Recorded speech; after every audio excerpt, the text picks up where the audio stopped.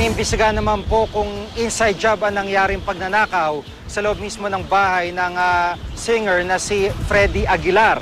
At may live report si Ian Cruz. Ian?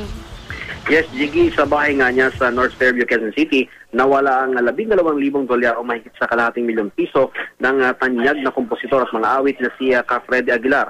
Wala raw, Jiggy, si Freddy sa kanyang bahay at mga anak lang niya at kasambahay ang naroon. Nasa ikalawang palapag ng bahay ang silid ni Freddy ayon sa QCPD, walang forcible entry sa nasabing panloloob. Kahapon lang daw natuklasan ni Freddy ang pagkawala ng dolyar na bahagi nga ng kanyang kita sa ilang pagtatanghal sa ibang bansa. Halos isang linggo ring hindi nakauwi sa kanyang bahay si Freddy dahil naman sa pag-aasikaso ng kanyang bar sa Malate sa Maynila. Siya lang daw ang nakakaalam ng kombinasyong numero ng vault kung saan nakalagay ang dolyar at ilan pang gamit.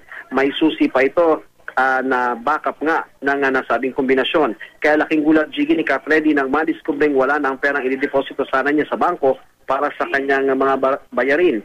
Tingin naman ni Freddy ang mga nasa loob ng kanyang bahay ang tumangay ng pera. Kung hindi man sila, mayroon daw marahil na pinapasok na kasabwat. Sana raw ay umani na lang ang may sala para maayos na ang gusot at kung sakaling isang anak daw ang nasa likod ng pagkawala ng pera, handa raw si Freddy na ipakulong ito. Tumanggi naman magbigay ng pahayag ang ilan sa mga anak ni Freddy na nating nakausap. Umuusad na naman daw ang investigasyon at sinabi nilang 3 sa magkakapatid ang kinuhanan ng fingerprints kasama na ang 4 pang kasambahay at posibleng ipasailalim din daw sa polygraph test ang mga kasama sa bahay ni Freddy. Jiggy?